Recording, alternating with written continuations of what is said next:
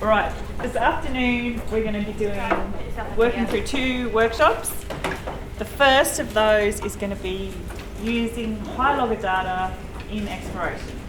So this is a data type that I admit that I know very little about and have never used in exploration, and always thought, well, what use is that to me if I'm not looking for a porphyry? So I'm very much looking forward to learning all about how that's going to be applicable in the Mount Isa area, how to interpret some of the data and how to get some information out of it. So take it away, Courteney and Suraj. Thank you. So I'd like to introduce myself and Suraj first and sort of set the scene for what I'm looking to do for this workshop today. So I'm in the Mineral Studies group along with Suraj. I'm a geologist. I am definitely not a spectral geologist or a geochemist, but I thought one of the things that I've noticed from different times that I've been introduced to HyLogger data and even gone to more detailed courses is that the context about why and how you can use it seems to be lost, and sometimes it goes very quickly into detailed spectral stuff. And for someone who is picking that up along the way to suit my questions, I thought I'd sort of phrase it and sort of change the scope. And I brought Suraj along with me. Suraj is our expert in hyperspectral data. He does all the processing and the validation for everything that gets done through HyLogging. He's been here for 10 years now. So Suraj and Dan have just been brought back into GSQ, into the Mineral Systems team. So first of all, I'd like to acknowledge the Mineral Systems team. So it's just myself and Suraj here. We have Dan. Fred is in the corner as well, and Vladimir, who some of you may know as well, who've been working really hard to just try and get the shift in the way we do this sorts of work, and working on not only HyLogging but the Mineral Systems reference collection too. And also John Huntington, who's from Surrey as well as his own consultancy, is just the guru, and he's just great. Whenever you have any questions and stuff, he's the one I go to. So first of all, I'd like to start off with why HyLogger. Why do we have a machine? Why are we making such a concerted effort to be scanning all this drill core? How the approach to scanning has changed a lot in GSQ from the way we previously were dealing with selecting core to go through, and the way we were sort of using and interpreting the data. So, and then part of that talk is going to be a bit about the HyLogger machine, and Suraj is going to take that session. I'm going to go through where to find HyLogger data online. So I know this is one of the ways where not just GSQ but sort of NVCL and everybody maybe isn't doing the best to be highlighting how to get it.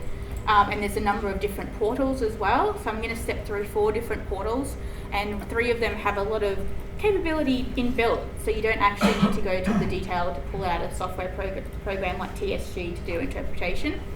I'm going to talk about the Ernest Henry case study that I've been working on as part of the reference collection.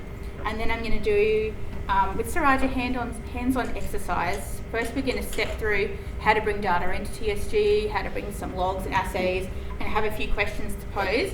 And then we're just going to let you go free with a few sort of questions and see what you guys can come up with.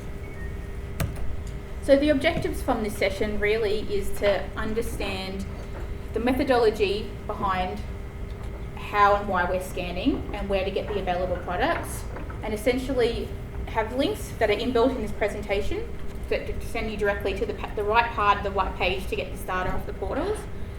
Have a clear idea about how you can integrate these products into your workflow and the added value they provide. And there's always a plug. One of the projects that we're doing is our Mineral Systems drill core collection. As Diana's mentioned in her talk this morning, it's the sort of thing that states are moving towards. Everything that comes into that collection is getting HyLogged, and a whole bunch of other work's being done on it as well. So it's just a quick plug to keep that in the back of your mind, because the more holes we have, the more data we have, the more we can actually start using this and understanding what potential and what things we can do with HyLogger data. So I'll pass it on to Suraj. Okay. For HyLogger, I think, I don't know how many of you knows much about HyLogger. For those who know very well about HyLogger, my apologies, but for those who doesn't know, I will just quickly explain what this instrumentation is. HyLogging is actually a suite of, we call it HyLogger suite, where it's a tandem of software as well as hardware tools that work together to generate the mineralogical or hyperspectral mineralogical information out of drill cores. Okay, so it's working under the principle of reflective spectroscopy, where the surface, where the the surface molecules in the surface of the core are being vibrated, and these vibrational patterns are being picked up by the sensors and translates into mineralogical information. So we have 3 spectrometers working in tandem. The first one is called the visible to near infrared spectrometer. The second one is the shortwave infrared spectrometer, and third one is the thermal infrared spectrometer. The visible to near infrared we call VNIR, and shortwave we call it SWIR. So both these work in one technology, and TAR work in and that different technology. But the results coming out of all these all these 3 spectrometers are comparable and complementary to each other. So then we have the core tray robotics. That means that the core tray will be precisely positioned under the sensors for it to take core photos as well as the spectral information. On the surface of the core, it's collect around 125 samples per meter with pixel view size of around 10 millimeter, 10 mm by 18 mm, but actually it gathers data of around 4 millimeter, and because of this large pixel size, it's actually overlapping each other. So effectively, it will output a base minimum of 4 or 8 millimeters, as we can choose out of the spectrometer. Then it also has a high resolution imaging, and all these images are actually being referenced together with the all other spectral information that it's been outputted as well. PSC8, or the Spectral Geologist 8 software, is what we use to process the spectral information coming out of the HyLogger spectrometer. So what we could achieve out of this HyLogger thing? The main advantage of it is the increased objectivity and consistency, because we are trying to see through the same window. So actually the results coming out of that will be highly consistent throughout the holes and between the cores as well. Then it has increased sample density, because we are collecting data or the mineralogical information of every 4 millimeter or 8 millimeter of the core surface. So the amount of information coming out is also very intense, and also it will give you increased confidence on the results as well.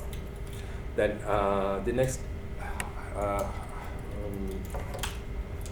is the reduced handling. Like you don't have to prepare cores in any manner except for the cleaning the surface and ensuring that it's dry. Nothing else has to be done. You just put in the core tray, and the instrument will go and analyze the meteorology for you. And in that way, it will allow geologists to concentrate more onto their other part, like interpretation, textures, and paragenesis, etc. And this can, HyLogger can see much more than what human eye could see. So it try to give you new, improved knowledge on the mineralogy of the drill cores, and it will enable us to archive this information for later use. Like as we include more and more data, it will be more beneficial for other applications like greenfields exploration, brownfields, and deposit delineation, grade control, geometallurgy, etc., etc. Now, what are the capabilities of this instrument?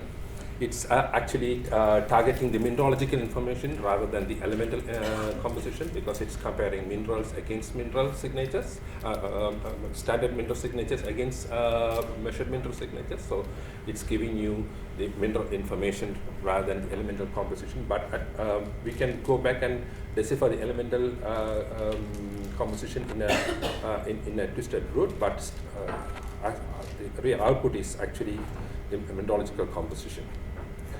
Then it compares against a standard library of mineral spectra, so that's the very important point. Like your quality of the data depends upon the quality of the standard mineral that you're comparing with. In our case, we have derived our own mineral standards based on the Australian rocks that we are studying. So our reference library is actually derived by, it's been constantly updated and produced by CSIRO by collecting standard rocks from all around Australia. And this technology is complementary to other elemental measurement methods like ICP-MS, AS, XRF, LIBS, etc. So the data could be compared and contrasted against it. As I've said, it has requires little or no sample preparation. The only condition is the sample has to be completely dry, otherwise it will have effects on the measuring mineralogy. The other advantage is it's reasonably fast, like around 500 sample numbers of 10 mm samples in 5 minutes, or one core tray, roughly 4 meters of core tray will be scanned and quality checked within the first 5 minutes of measurement. That's how quick it is.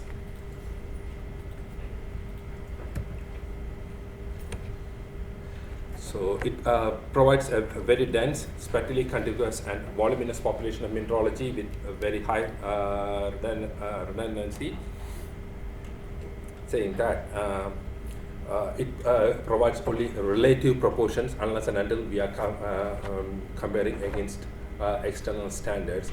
The real output will be just a relative proportion of the mineralogy there.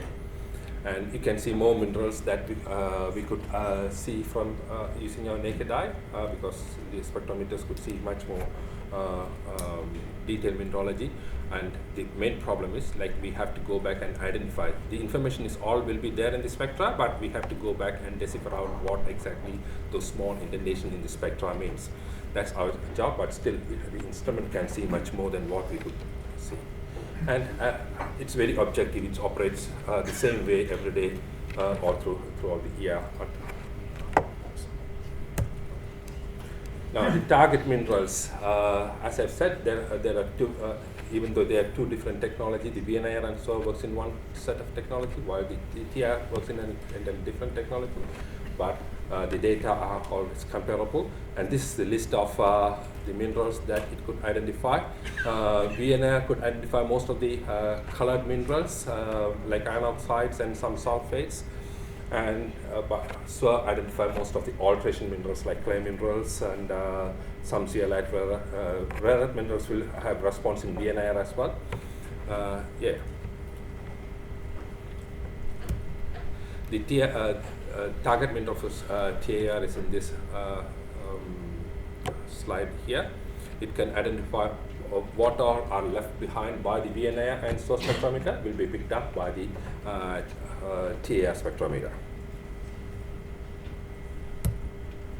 So this slide shows you which are the wavelength regions which suits better while you're looking through the data. For example, for rare earths and iron oxide, you should look into the VNIR, even though it will give some information on the SOA and TIR as well. But the main area to concentrate for the iron oxides, it will be VNIR and SOA. Similarly, all other minerals also, you can see that some minerals are quite prominent, will work very well in TIR, while some work very well in SOA. But when we do the analysis, we should always compare and contrast whichever is available in SWIR, we will first look at and study SWIR, because that the analysis part of SWIR is very well developed and is much more simple compared to the TAR spectral interpretation. So we will first go and look into study what are the minerals available in the SWIR, and then we will try to translate that information to the TIR, and then we will go back and analyze the remaining minerals, what is available in the TIR. In that way, we could make much more geological sense of the mineralogy that is coming out of the whole technology. Now, what are the constraints that spectral signatures controlled by? So, in mineralogy, it's the combination of absorptions like ALOH, MTOH, FUOH, and these kind of the absorption patterns of this ALOH and MTOH or these features highly determines the mineralogy of the system. Then the cation composition is another factor that controls the spectral signatures. Crystallinity, the sharpness of the peaks determines how well crystalline each minerals are. Then water, as I've said, the structural water, adsorbed water, all has a very big influence. For example, if the surface is having some adsorbed water, the peaks will be very broad, and it will eat away all the other small characteristic peaks, so it will affect the results. Then the particle size and orientation. These are the two factors that affects the TIR. The SWIR could see a little bit into the rock surface, while the TIR spectra, it just responds to whatever is available on the surface. So if the surface is spotted with dust, then it will pick up the dust information. Or if there is fine particles sitting on the surface of the core, then it will give you volume scattering, and it just obliterates the measurements coming out of it. So these two are the important parameter.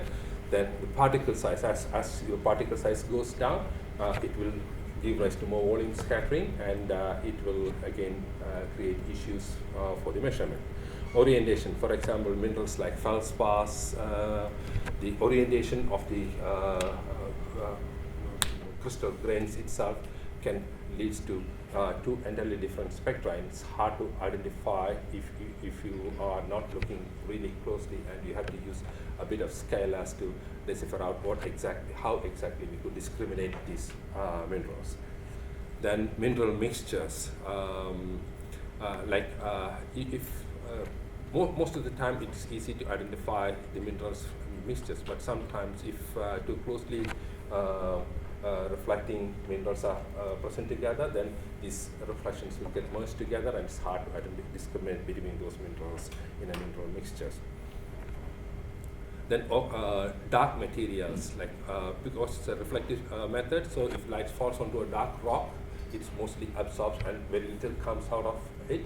So that will give you a very noisy and a very broad or just a line in there without much spectral information that we could hold on to. So that's another big issue for us to deal with. So these are the parameters that are being controlled by spectral signatures.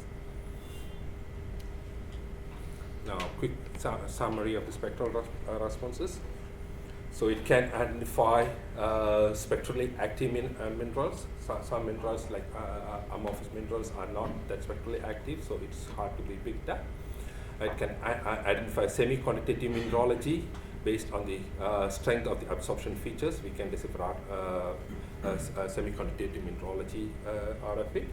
And the crystallinity can easily be worked out, like its lead crystallinity, carnate crystallinity, etc. could be easily worked out, but especially from hydrothermal overprints. And it can identify changes in mineralogy composition, like white microchlorides and carbonates. It will give us the difference in provenance, etc.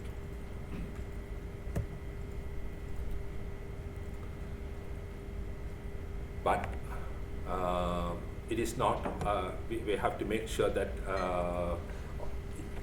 always when we are doing the measurement, we have to make sure that these mineral interpretations make sense, or it's just a comparing game.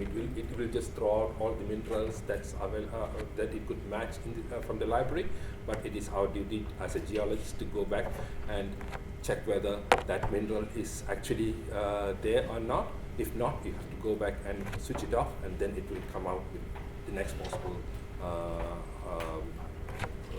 candidate in there and give you the right mineralogy.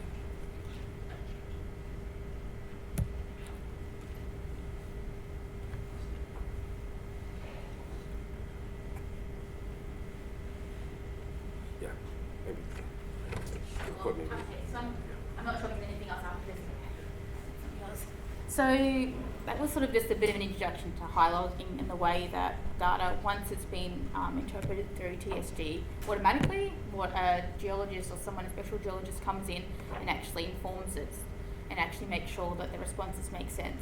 But what added value can HyLogger give you? Well, actually, it gives you a really good option to have high resolution photography that can assist with geological logging. It's a digital output. You can pick the photos out and put them in other programs, and the same with the data.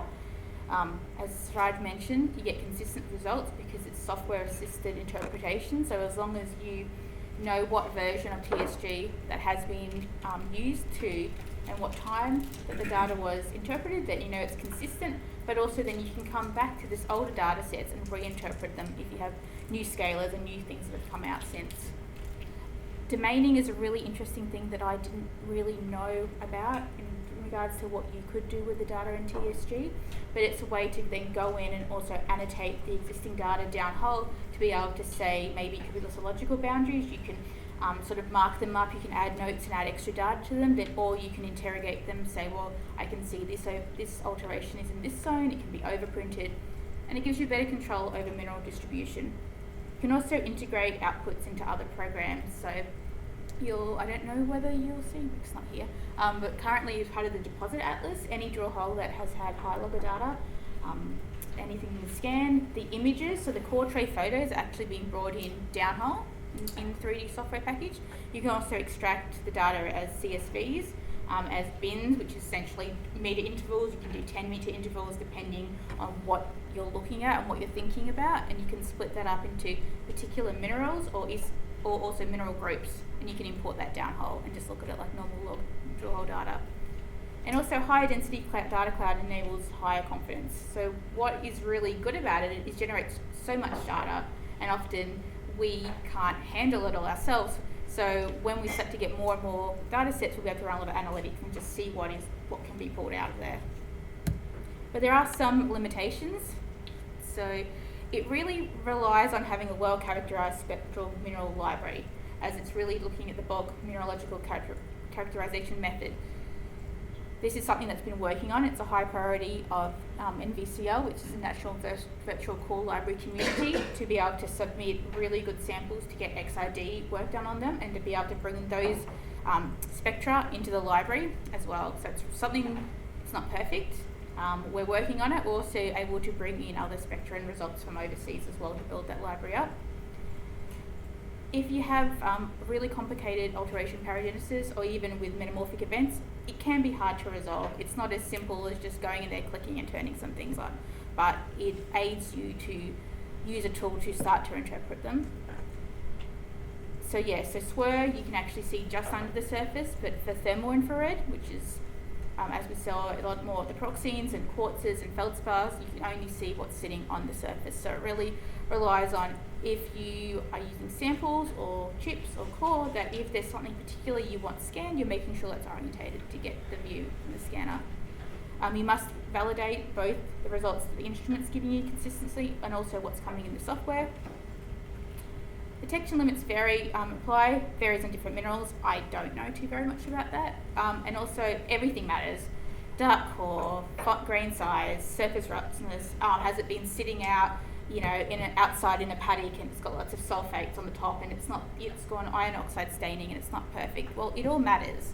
And yes, it could be seen as a limitation, but one thing I want you guys to think about is that if it's anything that's been weathering, it's coming from something, so it's actually giving you an insight to see that what could be there underneath the surface in fresh rock if you don't have fresh rock, and interpret to what that means.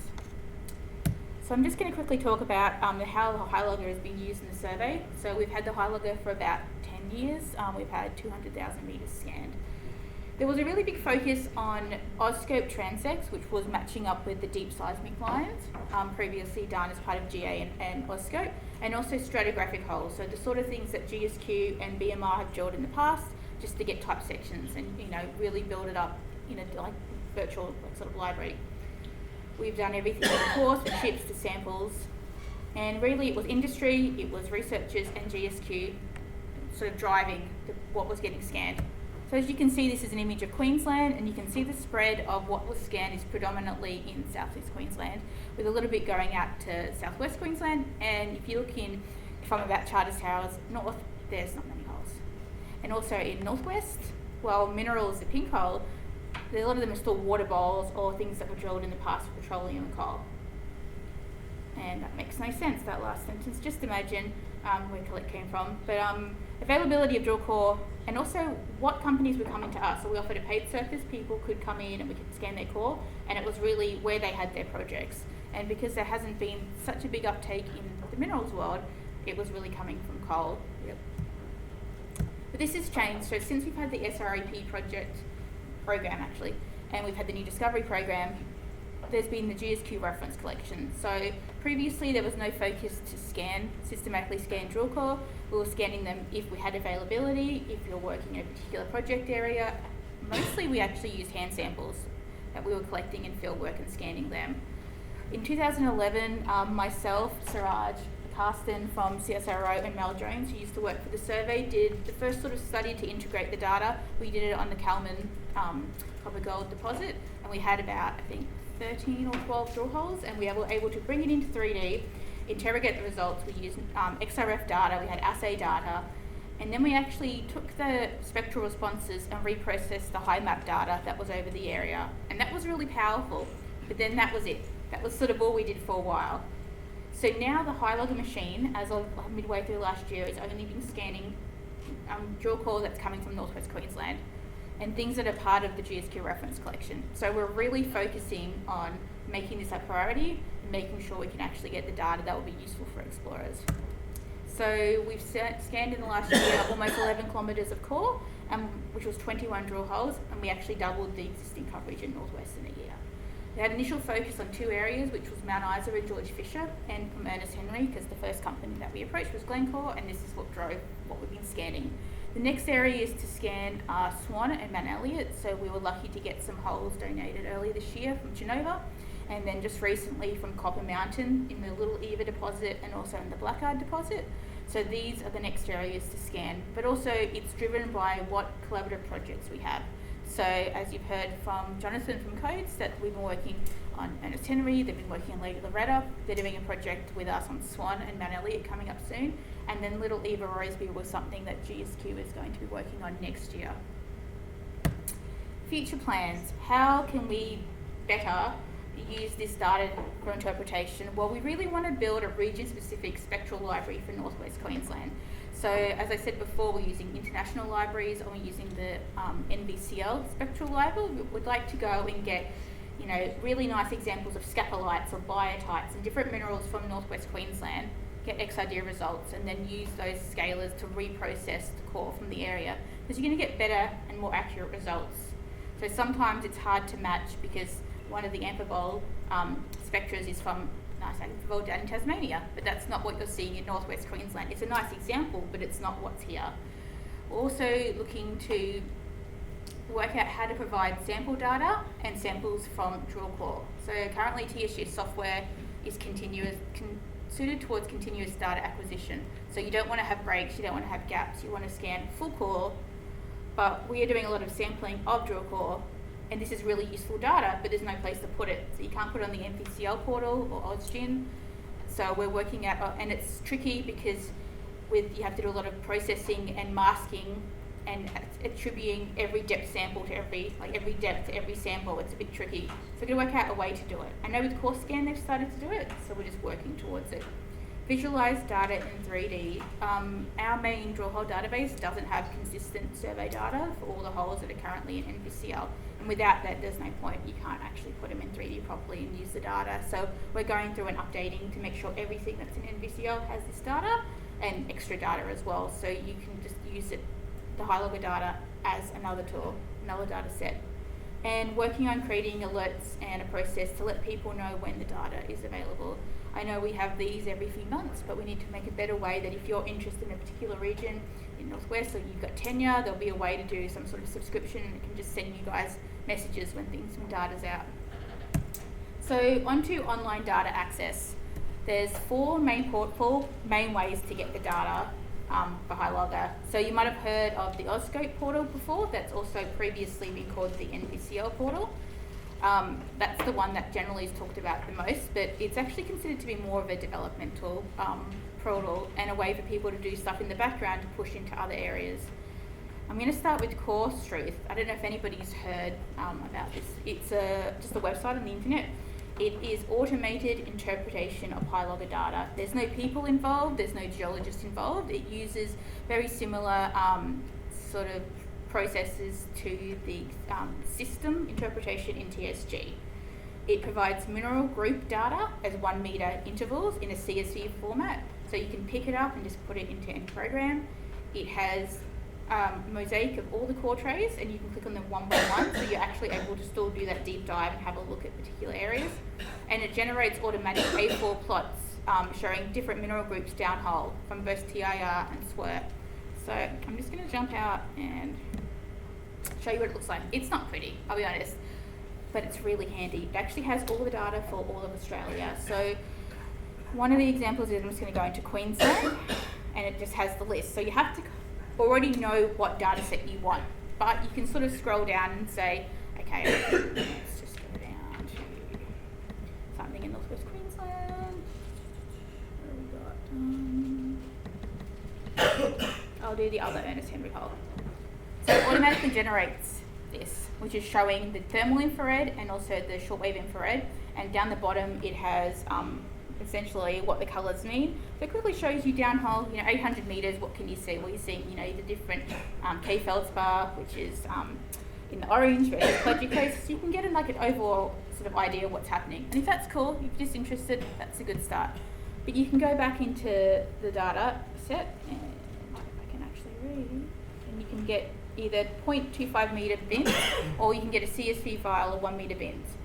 So this is super detailed breakthroughs. This is very similar to when we get to the TSG software, the summary screen. But sometimes that's sort of all you need. And it only shows currently along the side FeOH and ALOH along here. That's it, because it's the only thing that it can be consistent and it can be sure that it's actually correctly pulling out. So there's going to be issues, there's going to be errors, but if you're interested in just having a quick look to see what's happening, I really recommend it. It's free, it's getting updated, it's not 100% in line with the recent data that's got put up, because it's sort of just slowly going through all the data sets in Australia. The next place to get it, let's just pull that one up, is the Osco Portal. So it's the original online delivery system for the NVCL. It's managed by Osco and it's considered a developmental portal now. You can both download both the scalars and also the core tray imagery for other use to bring into your TSG software programs. But it's really nifty. They're working on the capacity to run analytics over the entire core library, so actually over data sets all over Queensland and all over Australia. So if you're interested in a particular mineral that you think has a relationship with ore, you're wondering what's happening in areas, you can say, show me all of the K feldspar, show me all of the amphibole, show me all the spessartine or in this area, and it will, you go in, I'll show you now, you go in, you click a button, and then it just runs the analytics for you, and then comes back when it's done, and it actually gives you the results. So I'll just pull up Osco Discovery Portal. Has anybody used the Osco Discovery Portal before? Okay, so you go down here, you have, yes, cool, all layers, and you go down to boreholes. And then you've got the National Virtual Core Library. So if you click on this, it comes down, option, and you have analytics, job ID, and optional filters. It's always really useful that if you're working in a particular state, to just pick that state, because it is quite intensive. There's a lot of data and it can be slow. Click Queensland, and then you go add layer. So we'll just wait for the magic to happen. And then,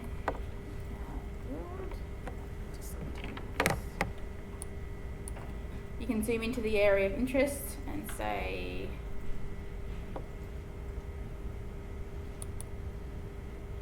and it loads. It pulls up the drill hole, so you can click on it, it'll come up in a minute. It will give you the option to, in this program, view all the core trays one by one, or view a mosaic of the whole downhole, and then also have a look at the scalars for importing. So I just, hopefully the Wi-Fi can handle it. If not, you can just imagine what it looks like. So. Well, I really like to show you the difference because I'm quite a fan of the Osco Portal for usability, but there's some really neat things in here that I think are quite powerful. So we'll just that's fine. Anyway, it pops up, it gives you something called Analytics. You click on that and it will just give you a button to download. You can download the data for yourself, but also you can view. In here you've got Analytics, and it says you put your email, your job name, and then an algorithm. You can actually say, hi, I'm really interested in a mineral in the thermal infrared. I'm looking down here, there's automatic classifications, and I want to know all the tremolite in a particular area. You can have already drawn a box of your area of interest, or you can actually put in the areas and also how deep. So if you want to know what's happening in the first 300, 400 meters, and then you click submit, and then it will generate the data for you and come back to you via email. So I find that really handy. You don't have to open TSG, you don't have to do anything else. You can just go in here and just query what you're interested in. The next portal is the Osco Portal, and I'm quite a fan of it. It's the online delivery system managed by Geoscience Australia. You can plot and view scalars downhole within the web browser. So it actually has a lot of the functionality of what TSG Base has, which is the program that you guys have downloaded today, which is essentially just a viewer of the data. And also, it has all the other data that's available. So you can bring in tenure, you can bring in geological layers, you can bring in other boreholes, and all the information in here. So I'll just pull up the demo link for Osco. Looks a bit similar to the Osco Portal. You go up to the top and you go add data, and you go down to boreholes. Same thing, National Virtual Core Library. I recommend Queensland. It probably won't be able to handle it still, but just imagine. You can scroll down. Now I really hope this works, and if not, when I give you guys the exercise, I'm gonna go and boot it up and see if I can get better internet. Images, plots, and downloads. If you click here, as it chugs along, it brings you up the summary plot. So you're starting here and you're going weight percent of minerals up to 100, and you're going down to the end of hole, and it's showing you up here just the amount of minerals. So it's really handy. You don't have to open any software to see it. And here you have the images. So you've got core trays in order from the top of the hole to the bottom, and then you can also click and it gives you the view that you see in TSG. So it's all there on the web. And then also you've got scalars, so you can work out what you do. The mineral 1, mineral 2, mineral 3, which is just picking the minerals in amount of abundance as well. And you can pull them out and they're attributed downhole, and you can put them into other programs. And then over here, download. So it just works in a way that you just put your email address in and it sends you an email when the data's ready. So the data set's very, you're probably looking at about a couple of gigs per hole, depending on how long it is. If it's a bit like over a kilometre, you're probably looking for about 3 or 4? 2 to 3. Yeah, 2 to 3 gigs. So, and then the last one is the EFTF portal, which I'm not sure many people are familiar with. It was initially discussed at the Geoscience Conference last year in October, and then it was brought out at the Geophysics one just recently. It's the EFTF1 showing all the data sets acquired through Exploring for the Future program. Now, it doesn't have any inbuilt visualization of drill core or the mineralogy yet, but it's really handy because actually you can see they've got a capacity to look at things in 3D. So I'm hoping that as we update our drill hole databases, we'll be able to look at some of the data in 3D with the seismic or the AusEM data sets or the MT data sets and see how they fit. And I'll just quickly show you guys what it looks like before I move on. Yep, so as you can see, very similar, built on the same sort of platform. You just add the layers that you're interested in. It has base layers and then all layers. You go down to boreholes and everything's under the National Virtual Core Library. But this is just for full continuous core. That's sort of something that previously has been a focus of NVCL. Internally, we're moving towards if we only have 100 meters of ore, we'll scan it and put it up. If we only have selected drill core samples representative of a hole, we'll scan it and put it up. So we just need to work out a place to put it, which is something that's happening in the future. And you might hear a bit more about that when Matt talks about GDMP later today. Is that today? Sweet, that was nice. Let's see where. So worked example of what I've been doing. So Ernest Henry has been one of the focuses of what the mineral systems team's been doing, and that's really because we were lucky enough to get some drill core donated by Glencore when we first started to do this reference collection. So I showed this slide in Townsville, so I apologise to anybody who's seen it, but essentially it's a typical iron oxide copper gold. You heard from Jonathan earlier about looking at the different magnetites and pyrites from these deposits in the Cloncurry area, how they don't seem to be fitting an IOCG. Well, luckily Ernest Henry actually was the only one that fits in that plot, so I feel a bit better about calling it that. You have one major deposit and you have satellite deposits, so you've got E1 to the east, and then you've got all these other FC deposits that are on other magnetic and gravity features. So the idea from this project, and it works with CSIRO and also with codes, is building up not only fingerprinting but footprinting. So how far away can you see the alteration signature of Ernest Henry deposit? And we're looking at this in a number of ways. So we've been pretty lucky to have a lot of data from this area, and we're actually going out, I'll put a picture up soon, the end of the week to sample some more drill core. So we have 5 cores through drill holes through the ore body. We have 3 in our permanent reference collection and 2 that we've sampled, so we have consistent samples downhole that we're going to do multi-element geochemistry on. We have 2 that are in the inner halo, so that's these 2 in here. We have 4 proximal to distal holes, which is stepping away on this northeast trend. So you've got one of the last EH is one of the early shallow drilling and going into these FTCD holes in this area. And then you've got 1 deep drill hole, which is about 1.7 kilometres to the south. That was a CDI drill hole. So we had that, and it was really interesting. They were looking for the extension of the Ernest Henry ore body through an MT anomaly, so it's quite deep.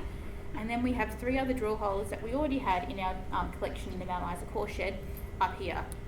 So the ones with the orange dots are the drill holes we have full in our reference collection in Mount Isa, and then the ones that have the squares are ones that we've been lucky enough to sample, but we don't have full core.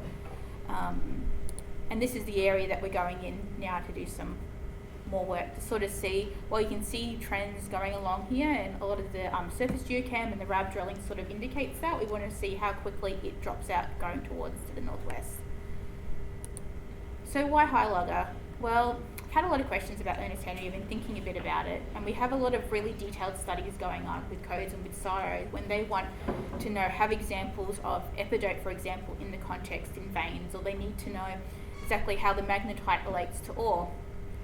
But you have to look at a lot of core and find, sample this stuff straight up. So HyLogger gives us a chance to collect the data on a big scale, consistently downhole, and then from these interpretations, then go and select samples for other work.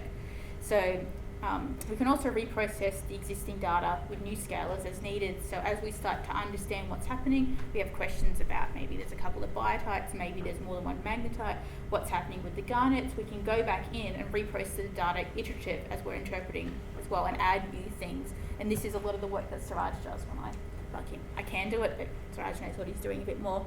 It identifies the minerals not seen hand specimen, which is really nice. It's been super useful because once you start to get into the breccia, it looks beautiful and sweet, but you lose a lot of it. Some of the particular phases overprint a lot of it and you can't actually see everything. And it's really useful to integrate with other data sets. So we're doing multi-element geochemistry on all of these samples and putting that data out there. There's TEMA happening, there's Maya mapping. We're collecting XRF as well. We're doing some XID. But we're doing them on the same sample, and we're trying to aim to do them on these drill holes cores in our reference collection, so that if people come back and have questions, if there's something we do some dating or they want to re-look at it, there's access to that physical sample again. And one of the things we thought with Ernest Henry was we looked at the good work done by Geordie Mark in the early 2000s, and the idea of what was happening within the mine lease towards the ore body, and also stepping out from the mine lease and going from distal to proximal to ore. And we thought this is actually a really nice thing to go and test.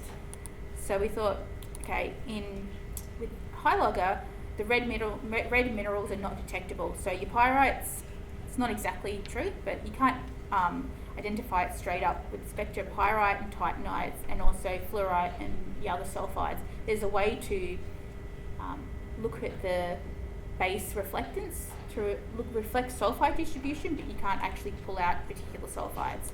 And then in blue, they're only detectable when there's a massive amount of them. So that's magnetite and molybdenite. But everything else in here is able to be detected predominantly through the thermal infrared. So we thought we would use this as an idea, see how far we can see it. And distal in Geordie Mark's world is just outside the mine lease, and as you saw from those pictures before, we're stepping out 2, 3, 4 kilometres away. So in the hydrous minerals, I'm looking at 2 drill holes. This is just some early insights of things that we've been thinking about within the ore, stepping out to proximal. And as you can see, there's a larger proportion of spectral minerals compared to the proximal drill holes, and that's all this grey in here. So there's a lot of things that aren't getting picked up. You have a decrease in carbonate as you're trending away from ore, and you're seeing a lot of surface weathering effects in these 2 holes, and that has partly to do with the storage condition and the age of the drill holes. So sometimes you may want to filter those out when you're looking at data, because it just might be masking other things. In anhydrous minerals, and this is just things that are getting picked up by the thermal infrared, you can see there's a dominance of K feldspar trending away from the ore zone, and that's in this orange here. And within the ore, you've got a crisscross, so you're looking at the K feldspar, may or may not be related with ore. I don't want to surprise anybody with the questions I've got later in the exercise. And then you go into the albite in here. Well, in the EH550, you have plagioclase, but we know it's albite, and plagioclase sort of up here, and then K feldspar at the base. Going slightly into the proximal areas, it's swamped with K feldspar. Another useful thing that you can do is you can actually do, it's complicated, but it's got a normalized whole quotient colour, and then it's converted to ABC, which means any-band colour, red, green and blue. Essentially it's just looking at the colours. So you can plot downhole just the variations in colour. And one of the things that was picked up from this is that there was an understanding that, trying to understand the pinks from K feldspar versus the pinks that have K feldspar with hematite dusting versus the plagioclases that also have hematite dusting. And there was this was able to unravel that in here, you go down here, you got some K feldspar here that's green in here, and also down in the plagioclase, so you have, more than one colour of these minerals. So you can't just assume that you know what it looks like, if this is what it predominantly looks like downhole. You actually might be missing a bit. Initial findings, so epidote and garnet seem to be more extensive within the proximal and mineralised zone. And with the epidote, there's been some trace element geochemistry undertaken by codes, and you're looking for, in the sort of proximal zone to ore, you're looking at tens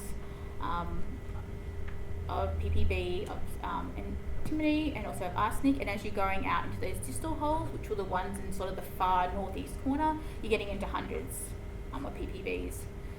Actinolite also has been consistently seen in proximal to distal samples. So currently the understanding was that it was sort of in here, but it was sort of interpreted to be a whole bunch of different amphiboles, and there's tremolite and actinolite, but this is something we're consistently seeing in the area, so it's a good example for us to do some trace element geochemistry to see what's being picked up and what's happening with it. Pyrite across the area, there seems to be a general similarity. Pyrite seems to be all the same, it doesn't seem to be too exciting. But hematite within the ore zone of Ernest Henry compared to hematite veins in those drill holes that are far distal. So it looks like you're seeing the waning phases of it, and when you look at the core and you log it yourself, you look at it and go, that looks very similar to Ernest Henry. Actually, the trace element geochemistry is very different, so it's not the same. So something that you may look from logging, you might start to make those conclusions yourself that hematite and those breccias are the same, but actually once you start to go down deeper, they're not. So exercise, if everybody can get their TSG up, and I'm going to do with Suraj stepping through the basics of how to bring data in, how to go through the summary screens, a few neat tricks of things that I've found really powerful. When having questions and wondering, can I solve this question with hyperspectral data? And then pose some questions and let you have some fun. See if you can pick out mineralisation in the ore zone and different things. So the things we're going to be focusing on is loading TSG files, the power of the summary screen, which is one of the first things that you see in TSG. There's two different ways you can view the data. There's the overview way, which looks at the amount of minerals in that hole, but also you can view them spatially, so you can actually view them downhole, which I quite like. System data, which is automatically generated data versus user data, and why it's interesting to go between the two, because the computers aren't perfect, but people aren't perfect as well. So it's nice to, if you are logging core and you notice minerals there and you go into the HyLogger data and it's not getting picked up, there could be a reason. It could be masked by something. You could be wrong, that's cool, but it actually could be masked by something, and it's good to know sometimes how to dig a little bit deeper into the data just to see what's there. Loading log data, so assays or geological logs, and the power of the floater windows just to visualize the core, and you can pull up the spectra if you want to. So I'm gonna, you want to do this? Sweet. That's where I've got the data. It sits in here. So everybody's got TSG up. Are you able to go into opening? I'm just going to assume silence is, yeah, you're good when you're with me. And you go into wherever you've saved that file, and it has a really complicated name, so it's got lots of numbers and letters. And what we decided to do is package up the data the way it comes from the Osco Portal. So you go in there. This data set is value added sort of additional interpretation from what's normally being put onto the NBCL data set, because we've been working with John Huntington, but the aim is to, as we keep doing more interpretation and add more data, put it up on the portal for everybody to get it. What do you want to do? DIR or TS2? Yeah. There are two sets of data, which is one which has underscore TSG.tsg, that's the SWR data set, SWR and VNI data set, and the other one underscore TIR.tsg is the TIR data set. The first one, as soon as we download a drill hole, we will start with the first one, which is the TSG.tsg, that gives you the VNIR and SWR information, or the in other way the oxides and hydrous minerals information. So you click on that and click open.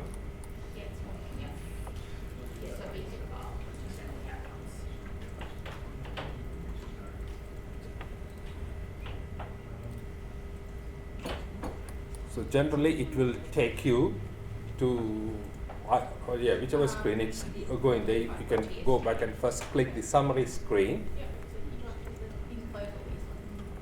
and this will give you the information like the mineral distribution along the depth. It starts from 0 and it goes along the depth of the hole. So the top plot in here is called is the SWR data set, and the bottom one is the TIR. Even though we have not opened TIR, it's actually linked to the TIR data. So it's trying to display the TIR. So when we first open, because since you're downloading the data set, you will see generally here you can see in the set area, you will see that it's user TIR or user SWR TSA. So whichever window that you click, it will go back and select the data. And what do you mean by user TSA is the data set has been looked by the operator or the person who is processing and has made some judgment on the mineral distribution on that. That's why it's taking the title user. That means user influenced data set. But if you click on that arrow there, you can see there are a lot of system data set all sitting on the top. So that's the unaltered data set. Or that's what the instrument or the TSD automatically identified based on the spectral library it had. It just went on the algorithm. The algorithm is called the spectral analysis algorithm or TSA algorithm, which went on and compared the standard library against the measured mineral spectra and gave you the results. That's this system one. This has been altered a bit by this user, and it's called this user. Then on the plot type here, you can see there's an overview. So in the overview, it will give you the rough distribution of the minerals in that particular data set. Of course, here is ASP as the highest one, which is called the A spectral, or the spectral information that it couldn't match with the mineral library. That's called the A spectral.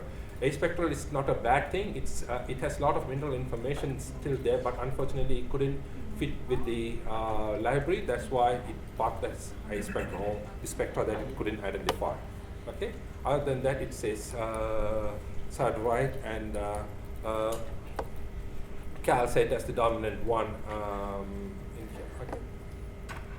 So we'll revert it back to spatial. Similarly, if you go click on the bottom one, the TIR one, also you can have a good view of how the minerals are distributed in the whole of that hole, which are the dominant minerals in the whole of the hole.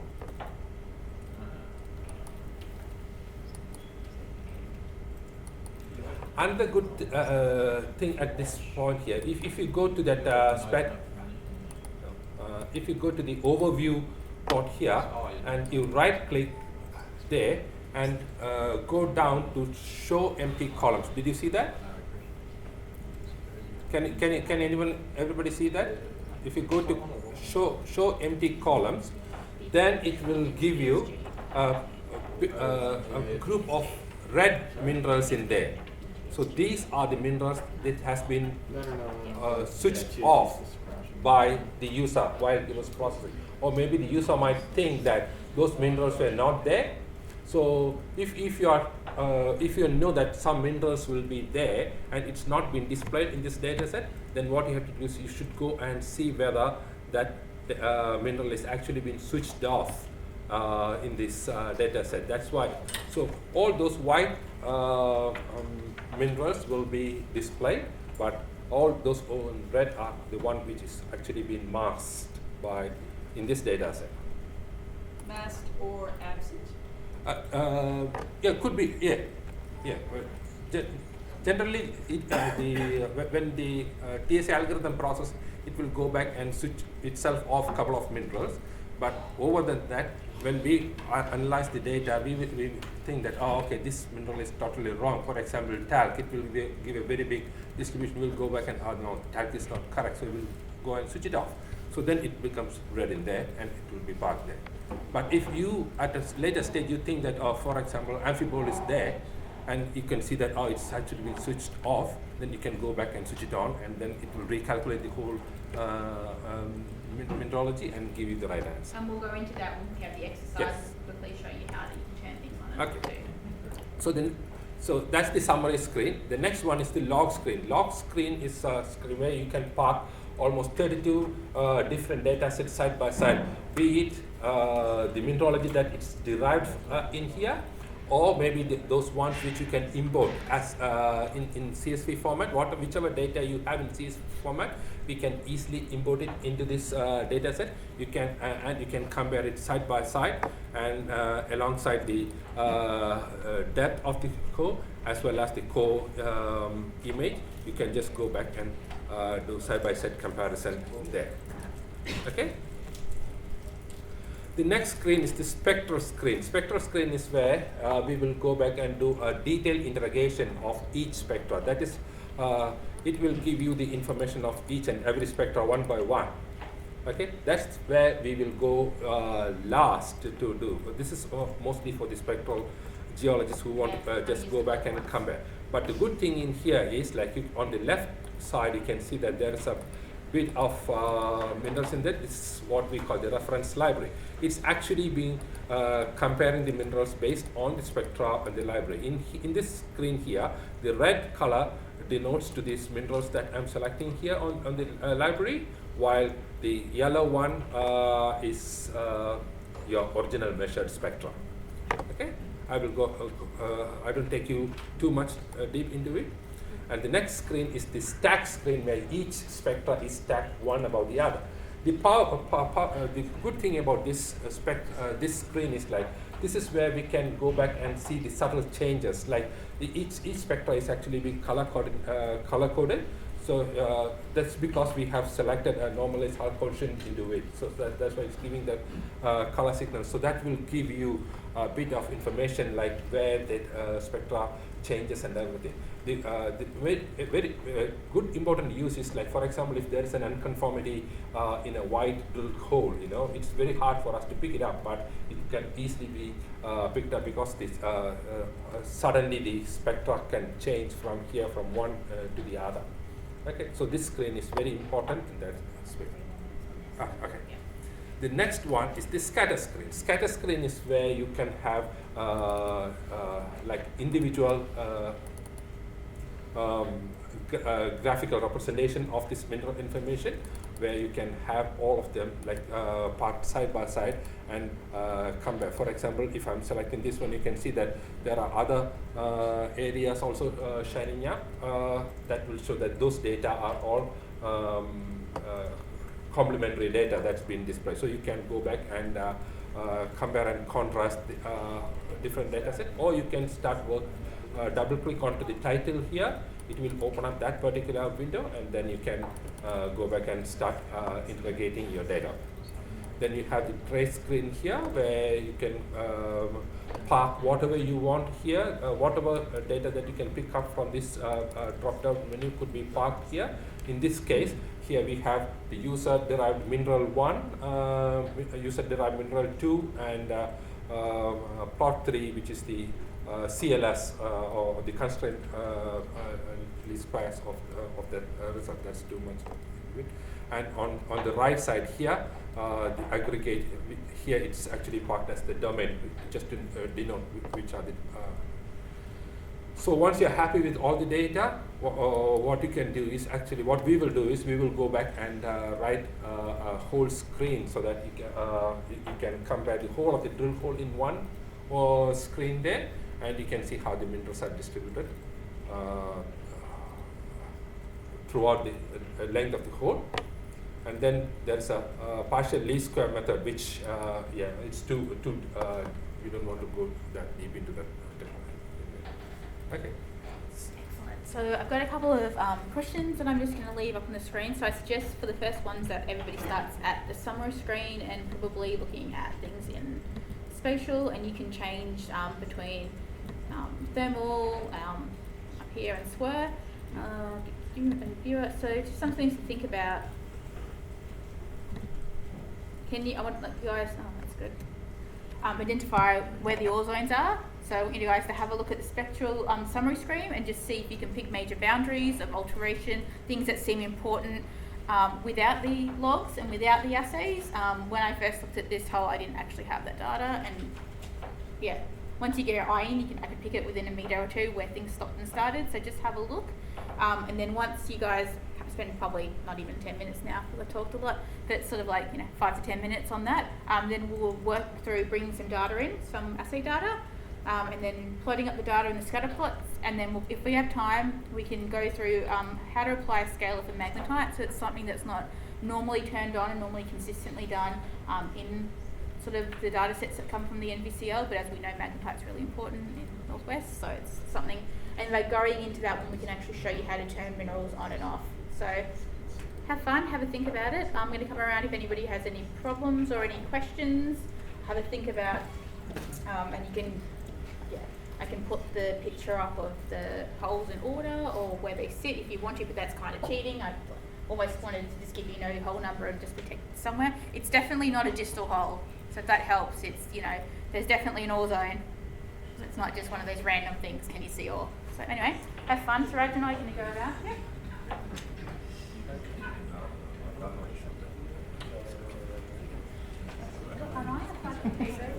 Yeah, I'll just process. Yeah. No, that's all good. I've only got 20 minutes.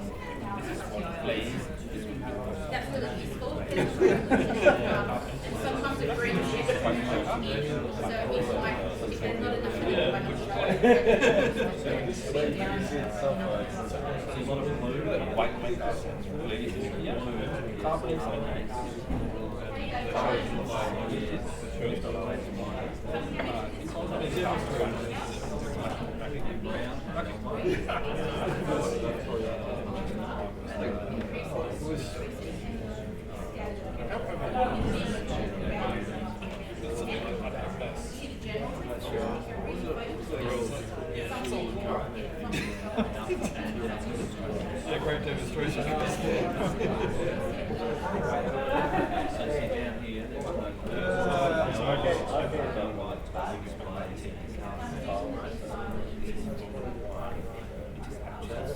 So that's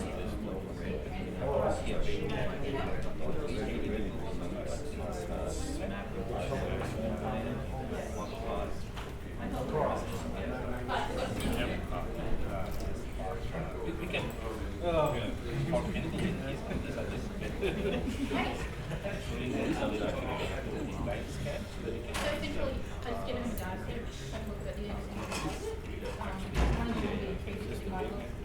and I just thought, we could put it up, so I can get it right around.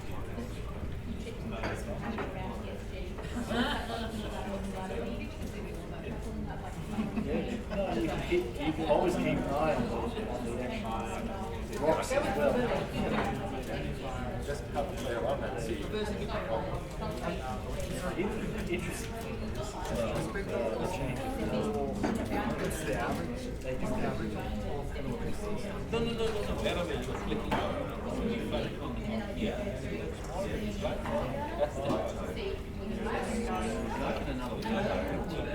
That line is, this is spectrum, that's one small line. No, it's one the whole column. Yeah, one big line. Can't be seen. It's just that one big line. So you actually you have 100 kids. The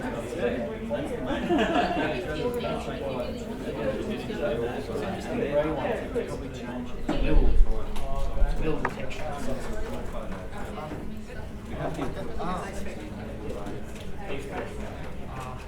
Well, we got by the time everything finished.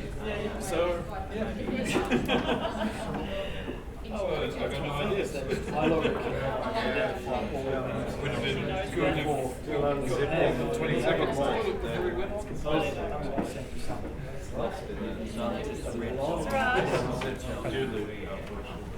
forgot to mention one thing. What am I needed for?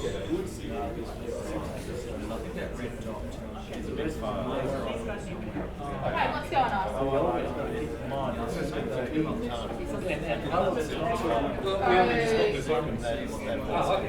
It's actually very good.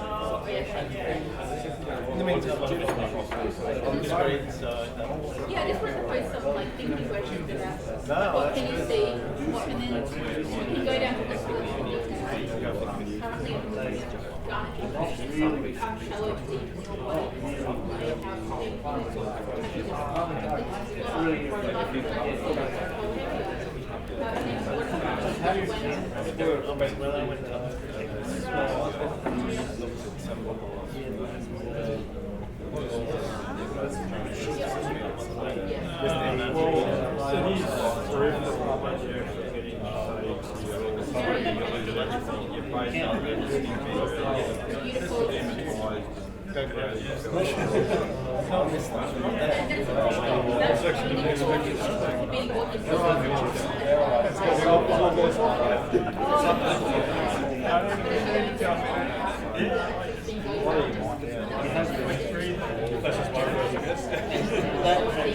The highest probability.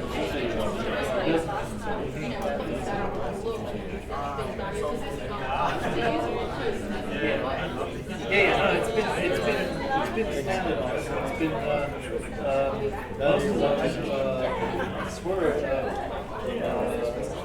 they're approximately. You have actually prepared the lines and all that. Well, the thing is, if you look at these square lines, there are small squares that mean certain things. The whole curve is actually made of just one unit, actually a combination and spectrum. Spectral geologists will actually just be able to identify all that really chunk there. It's probably surprising. There's no but there's a little wire down there activity it's affecting therefore you're seeing unusual bumps. So there's a combination of at certain rates each mineral characteristic you see one that's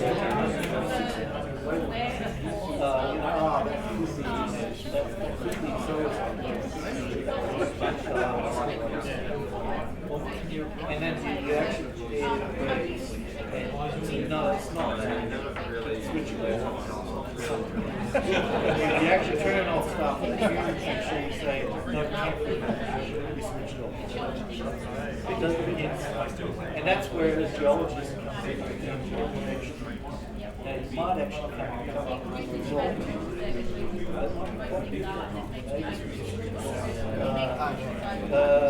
Another question I said, well, if you're in a different environment, swagger boots there. Yes, lose the dog. Not my iPhone as well. There is losing dog in that hole. It's actually it's some sort of late stage. Never heard of it before, but yes, it actually comes on the Geological.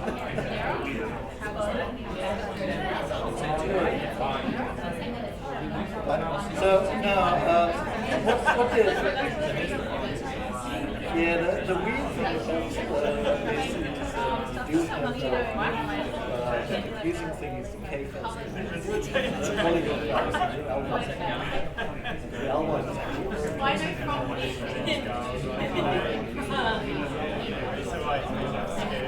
and I'm sort of wondering, well, what's actually the environmental position of the rock? Because if you get the K-phase bar and why is there a change?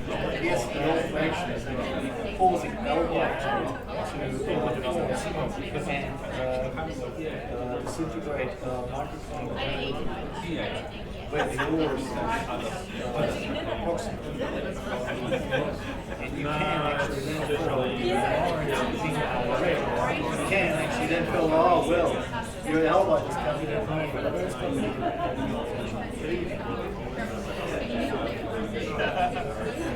Garnet is actually toxic sticky.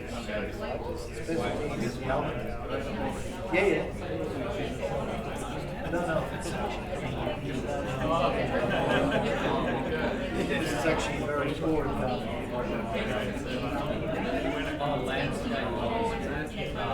It's actually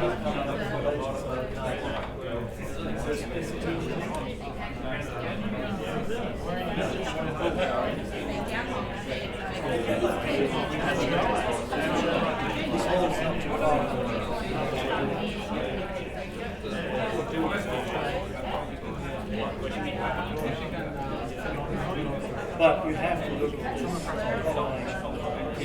As Courteney said, when you want to do some specific roles instead of actually sampling random text,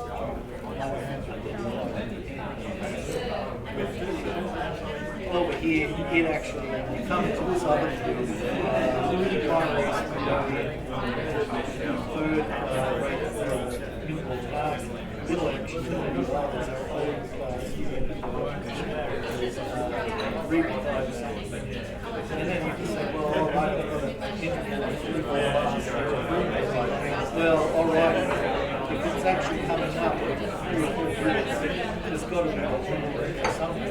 All right, well, let's go and see if we can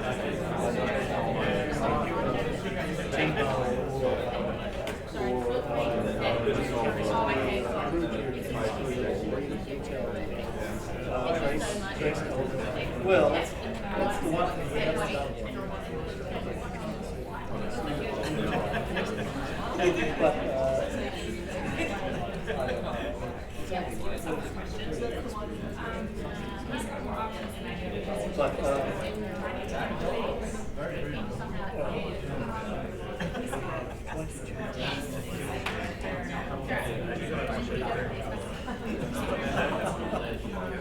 I'm actually going from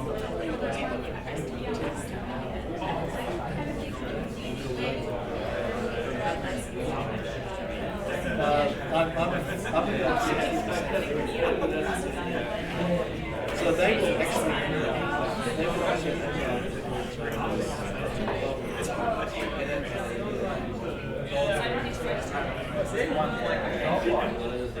well, it's a useful resource, but it's only at the time whoever was going to do yeah. And that's what we're trying to do.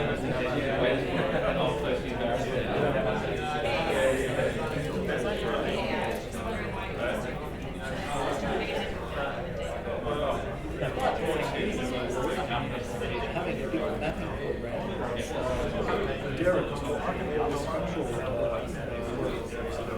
Can they not do it? Okay. So does anybody have any thoughts about did anybody get as far to see, maybe where the main boundaries are, looking down hole, alteration, or where they would say possibly ore is in this? And the Ernest Henry X people aren't allowed to jump in first if they know this hole and know what's happening. So anybody have any thoughts from just looking at currently the summary screen and looking at the data? 200 to about 370, 290. And why so particular? What was the one thing that brought that into you? I just figured if it's getting aspectral, that this is going to be massive sulfides. Yeah. So would you think the same possibly up here as well then? At the same, not as much? I don't know, probably. Mm-hmm. So a hint in here is that if you look down here in the groups, you've actually got sulfates. So you've got a lot of sulfates in here, and they're probably coming from something, so they're probably indicative of sulfides as well. So that actually lines up with the spectral. So if you look down here, sort of in 290 about in here, and then in here, you're probably seeing the main part of the ore in this hole. Now, this hole actually starts in mineralization. So you actually see a little bit up here going towards in here. Also, K-feldspar is a really good indication because that is something that comes in with ore. So you see a big shift at 480, and at 480 you're turning into plagioclases and in carbonates, and you don't really see them in the middle section where you've got sulfates. So that was something that I picked. I thought, just looking at this for the first time, I sort of went, oh, something's changing at 480. So it's actually going into the footwall. So that's something that you kind of see is going into your volcanics predominantly. And at the top, it's tricky because it's not high grade, so you only see sniffs of it, but you still see the dominated by K-feldspar. So anybody else have any thoughts of anything so far that they've been looking at? Cool. Okay, so Suraj is going to show you how to bring in element data and assay data now. Okay. Maybe we can try to bring in some assay data into this one, for which first what we will go is we will try to plot it against other mineralogy data sets. Okay, so we'll go to, I don't know whether it will work on the free version, I'm not sure, but we can try. So what I'm going to do is I'll just add one more extra plot in here, and on that before that what we have to do is we have to identify where is this assay data in here. Where is the assay data in here? I know, good question. Is it in the folder? Was it in that download? Did you package it up? In here? The bullets? There you go. Oh, yeah. So it's actually in the zip file that you guys, it's a CSV file, it's a zip file that was that package of data that came in.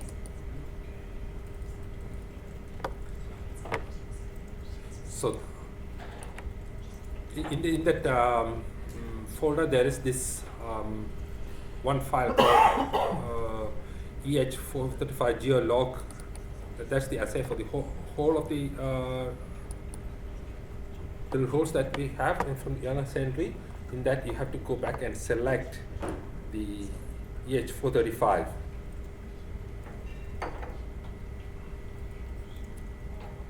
Which is towards the bottom, that is around 1420 right through to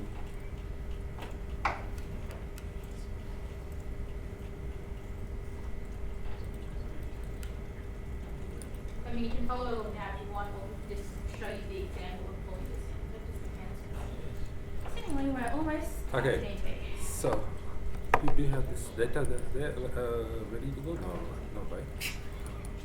No. Okay, so copy the data and plot it in another new Excel sheet, so that that will make our life easier.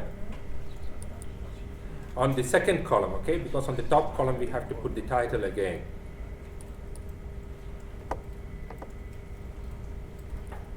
And then, sorry, I have to do that quickly. Go back and copy the title column.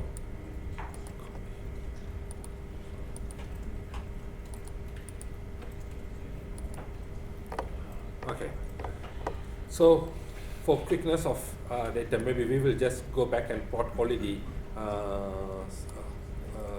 silver one, maybe. Okay, so yeah. So what I'm going to do is I'll just delete the first one, which is just nothing but just the whole ID. We will just delete that whole column. Okay. Now save this file as a CSV. So does it only take CSV, Suraj? Yeah, it will take only CSV. So just save it as CSV. I will just give it EH435 CSV. So it's going to save somewhere, maybe in the desktop or something. Honestly, just whack it. Yeah, desktop. Yeah. Desktop. I Sorry. didn't think we'd actually make this Yeah. Oh. Yes. And select yes, and then yeah, you can close. close that file. Now go back to the TSG software and go to the edit screen. Can you do that and start a new scalar? Does anybody need a hand? Is anybody following along? Are you guys following? It's great for me. It's great art. Huh? Grayed up? Yeah. Okay. So that means in the free version, it's not allowing you to do import of the assay data. Yeah. Well, we'll just show you how I to will do just it show you currently, how if anybody- it's done. yeah. Okay, just for everybody to have a quick look. So what we will do is we'll go. Whoever has a paid version, this is how we have to do it. You go and select the assay value there, and then keep the others alone. Then pick this file which we have just created. That's in the desktop, and this is the file that we just CSV that we have. So it automatically imports the from and to, and in this case it's selecting the zinc in PPM. So I'll just to show you guys, we'll just try to import the zinc, and then we'll go back and finish. Import. So, like, as a segue, this is one of the reasons why I think it's really powerful to be able to take this data out, TSG data, and use it in other softwares, and also use the programs online, which you can actually then start to go and do things, because there is some limitations, and also sometimes it hates you. It does, it just doesn't like you. Isn't that right, Suraj? Yeah, sometimes it will play up, maybe. Everybody knows, particular software, you know.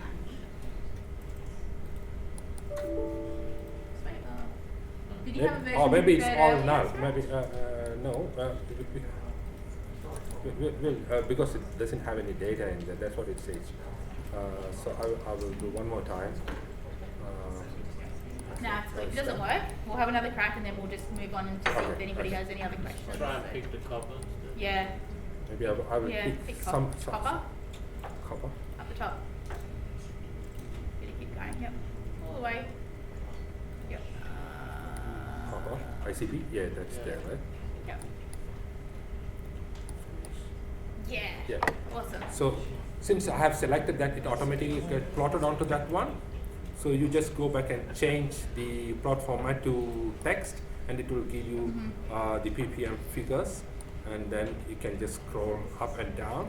You can also view it in scatter, is that correct, Yeah, Suraj? yeah. So if You you're can, gonna, you yeah. can, you can always go back and have a look into the scatter screen as well if you want to compare and contrast it. For example, I will start another scatter screen for you, and then here go back to and select a scatter, and here you will go back to the mask, so that you will you're seeing only compare, like you're eliminating all the tray ends and those kind of stuff, and then here you go back and select the data that you wanted to Where does it display. sit?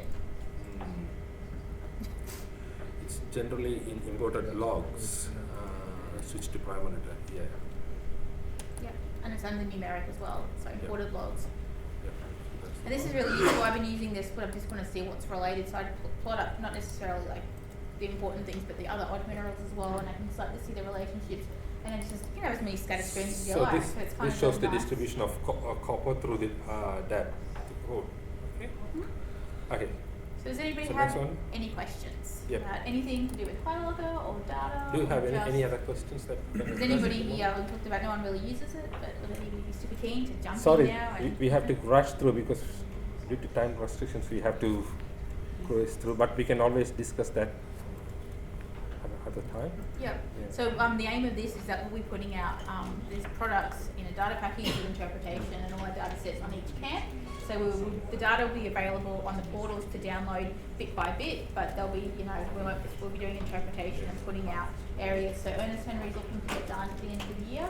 Elliott Swan will be due next year, and we're working through more areas in detail that has more than just one or two drill holes. So if we have deposits where we just have a little bit of data, like one hole or two, we predominantly will scan it and put it and make it available. But anything that has a lot of data, and we're doing some other studies on, we're putting it out with interpretation.